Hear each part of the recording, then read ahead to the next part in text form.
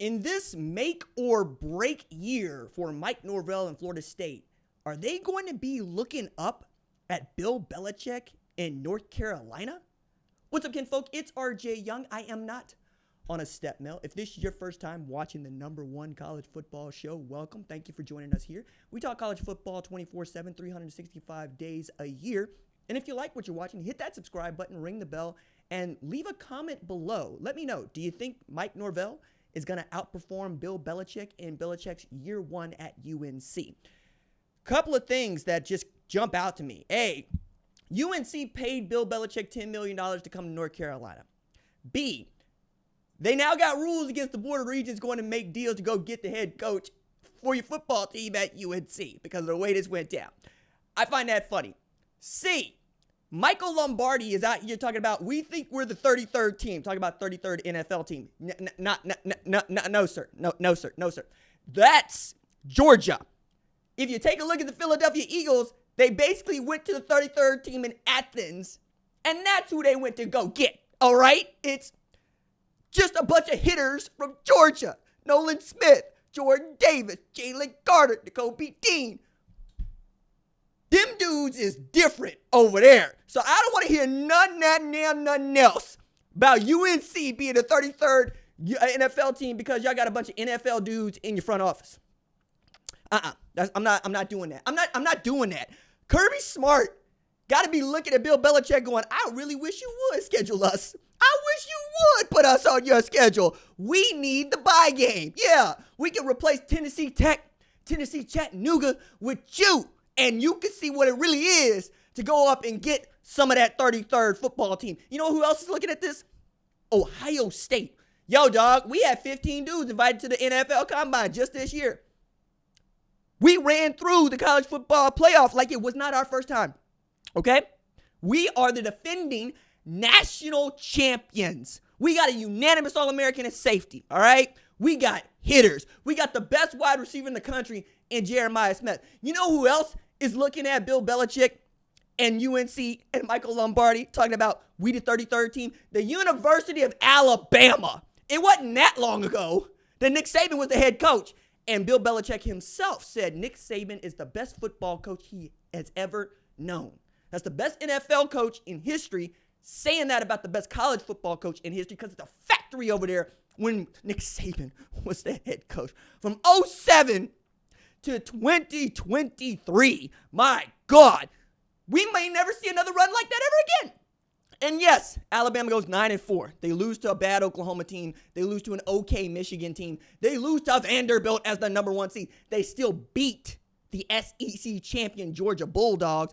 Again, the team that I believe is at the top of the heap when we talk about the 33rd team, all right? Let's not do that. Let's Michael Lombardi, you are new to what it is that we do here.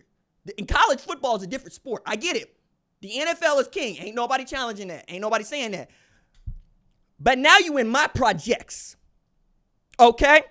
The colors be different around here, okay? You not about to run us up off our corner, all right? Which is why Florida State, I need you to hold it down. I need you to get back to being Florida State because ain't nobody underperformed like the damn Florida State Seminoles underperformed last year, dog. That was a rough tumble. That was a rough fall.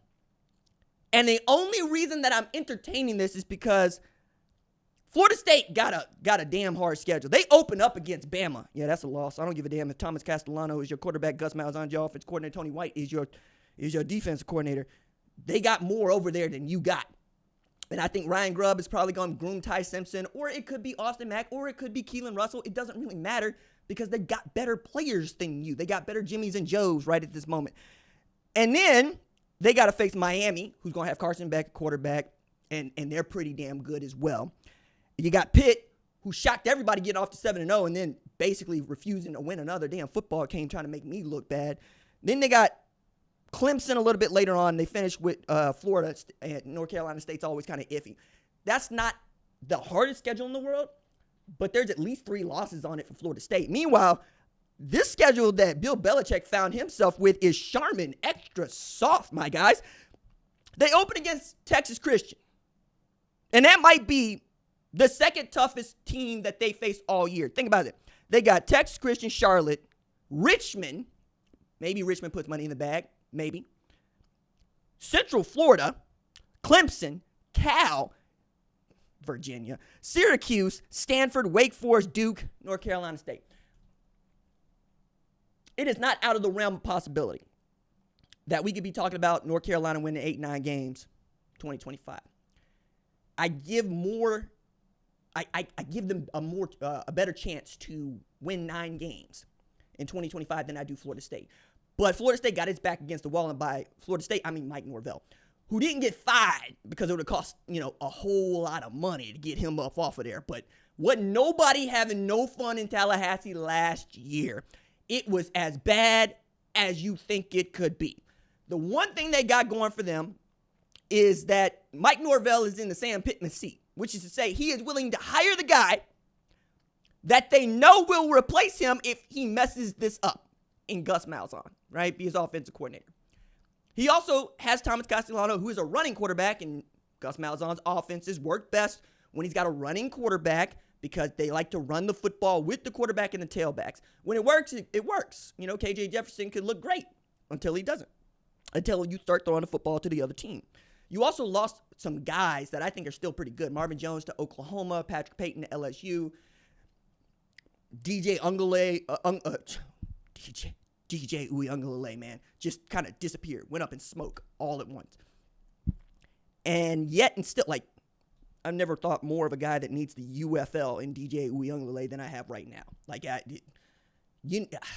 He's venturing into Jordan Ta'amu territory right now, all right? Because it was a dude that was supposed to be competing with Bryce Young for the Heisman Trophy when Bryce Young won the Heisman Trophy in 2021. Meanwhile, we talk about Bryce Young digging himself out of Carolina quicker than we talk about DJ Uiagalelei digging himself out of college football.